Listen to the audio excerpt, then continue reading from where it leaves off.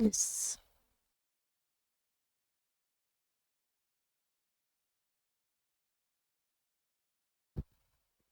Hello everyone, welcome back to सिलेक्शनपुर। आज हम आपके लिए लाए हैं क्लोज टेस्ट की सीरीज में नंबर ऑफ 15, यानी अभी तक हम लोग 14th क्लोज टेस्ट पढ़ लिया है, जिसमें मैंने आपको एक बेहतर टेक्निक बताई है, दैट इज़ एलिमिनेशन मेथड, और एक बहुत ही अच्छी समझ बिल्ड करने की कोशिश की है, जिसमें मैंने ना ही किसी तरीके की जादू और ना ही कोई बैकवर्ड फॉरवर्ड रीडिंग का आपको कॉन्सेप्ट बताया है। ठीक है, तो हम लोग क्लोज टेस्ट कर ही इसलिए रहे हैं कि ताकि हमारी समझ अच्छी बिल्ड हो, और आप सबका इंतज़ार ख़त्म हुआ।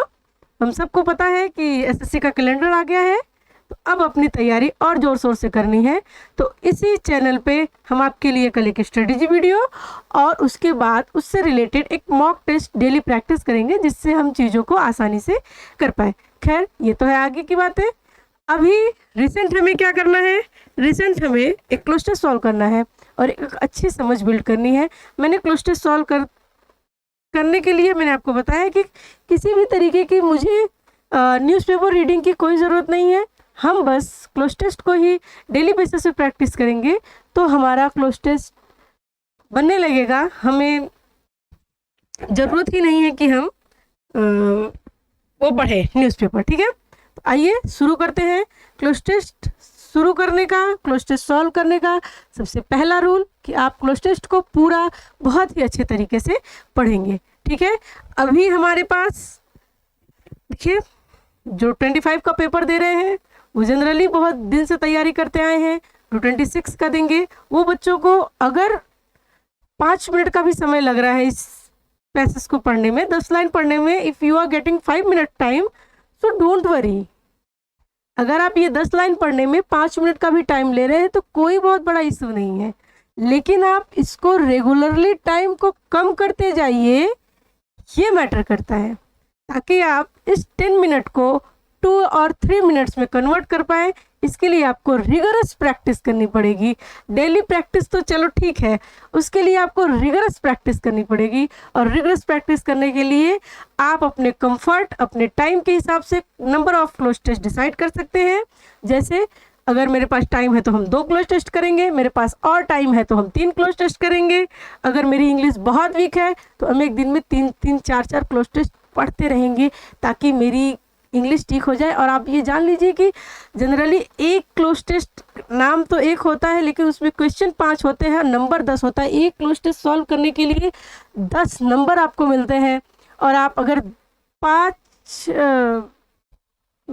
करेंगे sentence improvement, filling the blanks, तो उतना टाइम आई थिंक उसमें भी लगेगा।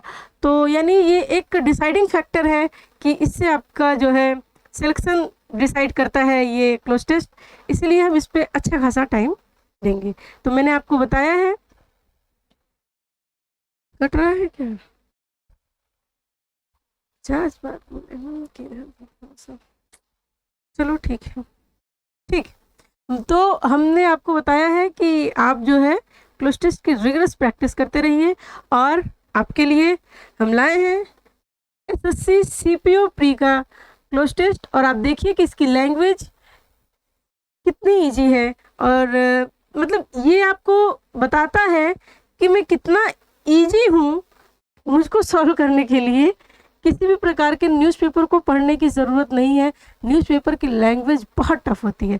तो चलिए बातें ख़त्म, अब पढ़ते हैं हम लोग।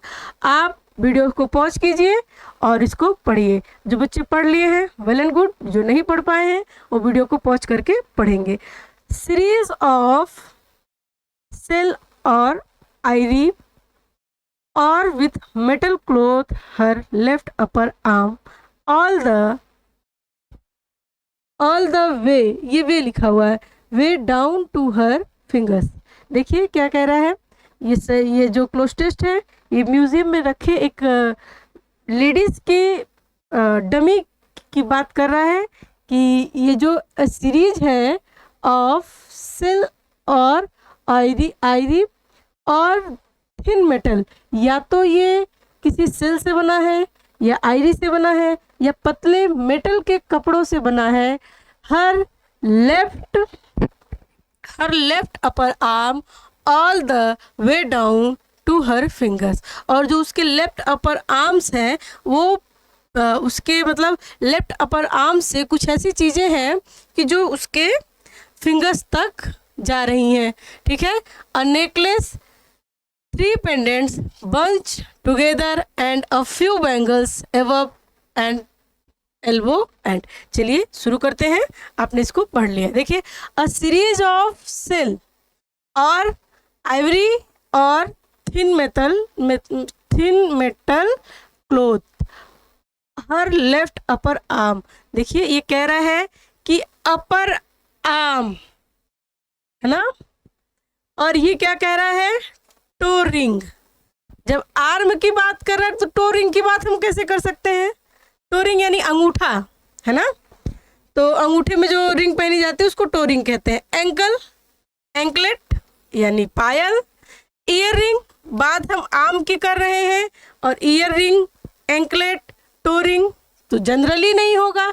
अगर आर्म की बात कर रहे हैं तो हाथों में क्या पहना जाता है, चूड़ियाँ, तो बैंगल्स हो जाएंगे।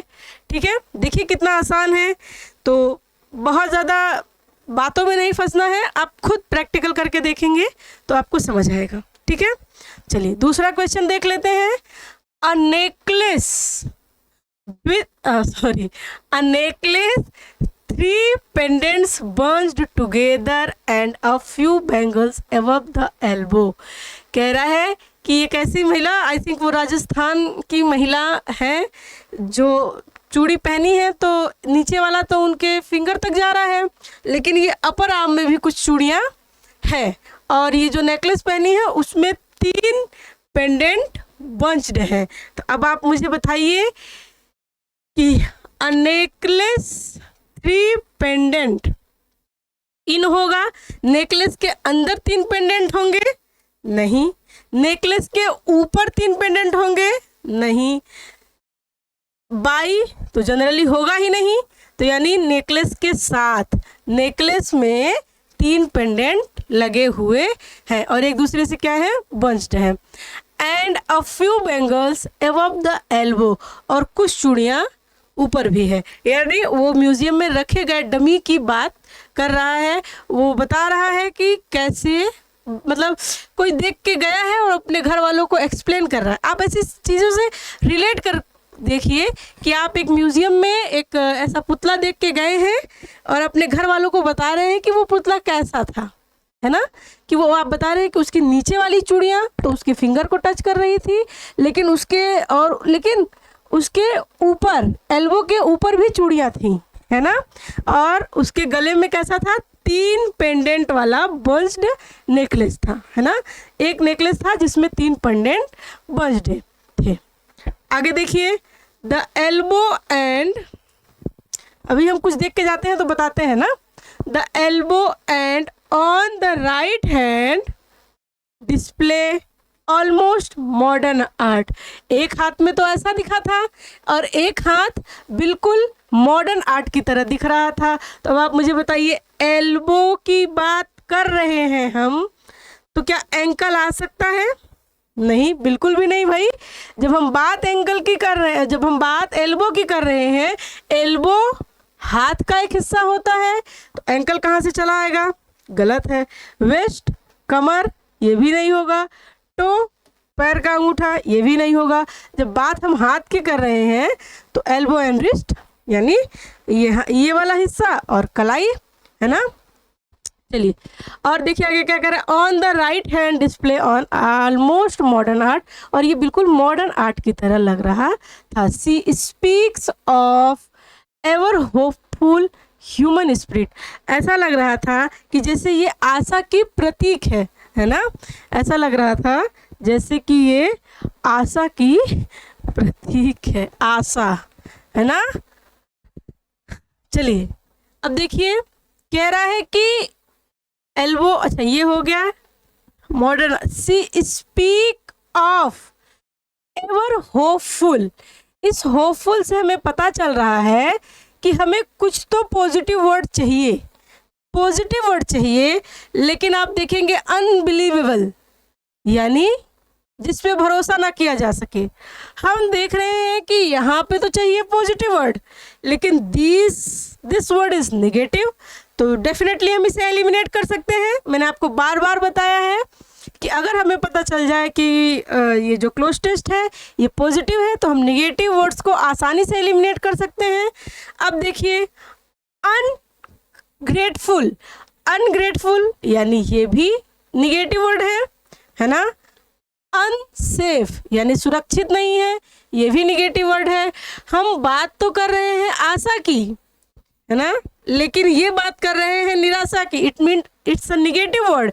तो नेगेटिव वर्ड्स को हम आसानी से एलिमिनेट कर सकते हैं। अब आप देखिए, अनडॉन्टेड, अनडॉन्टेड का मतलब होता है जो किसी से डरता ना हो। अनडॉन्टेड मतलब जो किसी से डरता ना हो, इट मीन्स वो बहादुर हो, है ना। तो ये क्या है, ये पॉजिटिव वर्ड है, ये पॉजिटिव वर्ड है। अगर आप डरपोक हैं तो डेफिनेटली नेगेटिव वर्ड है। अगर आप डरते नहीं, ब्रेव है, तो ये पॉजिटिव वर्ड है। तो ये वही वर्ड है जिसकी हमें तलाश थी, है ना। आसानी से हमने क्या किया, इसको एलिमिनेट करके सही ऑप्शन तक पहुंच गए। ठीक है, चलिए आगे देखिए, लास्ट एंड फाइनल, कहाँ गया, ever hopeful human spirit she reminds us, और वो पुतला हमें ये रिमाइंड्स कराता है that is important to visit museum in our country to experience the, और वो पुतला हमें ये रिमाइंड कराता है कि हमें अपने देश के म्यूज़ियम में बार बार जाना चाहिए, है ना। जनरली हर अच्छे शहरों में म्यूजियम्स होते हैं, उस शहर से रिलेटेड काफ़ी चीज़ें उसमें रखी होती हैं जो बहुत पुरानी होती हैं, जिसके थ्रू हमें बहुत सारी जानकारियाँ मिलती हैं। तो ये पुतला हमें बार बार ये रिमाइंड कराता है कि it is important to visit museum, कि म्यूज़ियम में जाना इम्पॉर्टेंट, कितना महत्वपूर्ण होता है कि म्यूज़ियम में हम जाएं। अपनी कंट्री के म्यूज़ियम में जाना चाहिए और हमें क्या एक्सपीरियंस करना है, टू एक्सपीरियंस करने के लिए that a work art lives on our since, ताकि वो चीज़ें हमारे दिमाग में बसी रहें और हम अपने पास्ट को अच्छी तरीके से जानते रहें, समझते रहें। ठीक है, तो बताइए यहाँ पे क्या होगा। सबसे पहले हम दो चीज़ों को तो आसानी से एलिमिनेट कर सकते हैं। पहला क्या, टू एक्सपीरियंस, तो ये नहीं होगा, है ना। ये कह रहा है कि हमें म्यूज़ियम में जाना चाहिए ताकि हम एक्सपीरियंस कर सके। परिणाम, रिजल्ट, म्यूज़ियम में जाने से कौन सा रिजल्ट मिलेगा, तो ये भी नहीं होगा। अब देखिए, इफेक्ट और इम्पैक्ट, ये दो वर्ड हैं, है ना, इफेक्ट और इम्पैक्ट, ताकि हमें क्या हो, इसका इम्पैक्ट पड़े। हम म्यूज़ियम में जाएं, चीज़ों को देखें, समझें, इसका क्या पड़े, हमें इम्पैक्ट पड़े। तो अब आपको ये डिसाइड करना है कि अच्छा, जब आप देखेंगे ना, इफेक्ट की सिनोनिम्स में आपको इम्पैक्ट मिलेगा, इम्पैक्ट के सिनोनिम से आपको इफेक्ट मिलेगा। तो अब आपको डिसाइड करना है कि हम इम्पैक्ट लगाएं या इफेक्ट लगाएं। कैसे डिसाइड करेंगे, अब यहाँ पे आपका पार्ट्स ऑफ स्पीच आपकी हेल्प करेगा। देखिए, इफेक्ट वर्ब होता है, इम्पैक्ट नाउन होता है। इम्पैक्ट क्या होता है, नाउन, नीचे दिख रहा है ना। इम्पैक्ट क्या होता है, नाउन होता है। इफेक्ट क्या होता है, वर्ब होता है। तो अब बताइए, हमें द आया है, तो द के बाद द क्या है, द एक डेफिनेट आर्टिकल है, और हम सबको पता है कि आर्टिकल के बाद हम हमेशा हमेशा हमेशा नाउन का यूज करते हैं। तो अब यहाँ से हमने आसानी से इस इफेक्ट को एलिमिनेट कर दिया कि द के बाद तो हमें वर्ब की कोई ज़रूरत नहीं, द के बाद हमें नाउन की ज़रूरत है। ठीक है, द के बाद हमें नाउन की ज़रूरत है, द के बाद हमें वर्ब की ज़रूरत नहीं है। तो देखा आपने कितनी आसानी से हम लोगों ने चीज़ों को सॉल्व किया। इसके लिए एक बहुत ही अच्छे वोकैब और ग्रामर की नॉलेज होनी चाहिए। तो इन चीज़ों के लिए आप हमारे साथ हमारे चैनल पे जुड़ सकते हैं, जिसमें आपको ग्रामर की पूरी सीरीज और क्लोज टेस्ट डेली बेसिस पे कराया जा रहा है, ताकि आपको एक फ्री ऑफ कॉस्ट एक अच्छी चीज़ें आपको मिल सके। ठीक है, तो इसके लिए आपको चैनल पे विजिट करना है, आपको वीडियोस को लाइक करना है, शेयर करना है, सब्सक्राइब करना है। आप खुद देखिए कि एफर्ट देखिए, आप CPO 2024 का लेके आए हैं, है ना, एकदम रिसेंट एग्ज़ाम का क्लोज टेस्ट लेके आए हैं। तो कितना ज़्यादा इन क्वेश्चंस को टाइप करने में, ढूंढने में कितना ज़्यादा एफर्ट लगता है। तो इसके लिए आप क्या कर सकते हैं, वीडियोस को लाइक कर सकते हैं, एक अच्छा सा कमेंट नीचे लिख सकते हैं, और चैनल को सब्सक्राइब करिए और अपने दोस्तों को भी शेयर कीजिए, ताकि वो इन मिथ से बच सके कि क्लोज टेस्ट करने के लिए आपको 100% वो भारी भरकम वाले न्यूज़पेपर पढ़ने ही पड़ेंगे। तो ऐसा बिल्कुल भी नहीं है। कितना इजी लैंग्वेज है, और आसानी से हम लोगों ने, कितना आसानी से ये चीज़ें हम लोगों ने सॉल्व कर लिया। बात जब अपर आर्म्स की हो रही है, आर्म्स मीन्स भुजा होता है, तो ईयर की ज़रूरत ही नहीं है। एंकलेट यानी पायल होता है, पायल की भी ज़रूरत नहीं है। टोरिंग यानी पैर में जो पहनते हैं उसका होता है, और ईयरिंग यानी जो कान में पहनते हैं उसका होता है। बात आर्म की कर रहे हैं, और यहाँ पे ईयरिंग है, आसानी से कोई छोटा सा बच्चा भी होगा एलिमिनेट कर पाएगा। बैंगल्स मीन्स चूड़ियाँ, जो कि हाथ से रिलेटेड होती हैं, हाथ का गहना होती हैं, है ना। तो इस तरीके से हम लोगों ने चीज़ों को आसानी से एलिमिनेट करना सीखा, जो कि 100% एक्यूरेसी के साथ आप इसको कर सकते हैं। इसके लिए आपको चैनल पे बने रहना है, वीडियोस को बार बार रिवाइज करना है, पढ़ना है, समझना है, सीखना है। अब मिलते हैं नेक्स्ट क्लास में, तब तक के लिए बेस्ट ऑफ लक।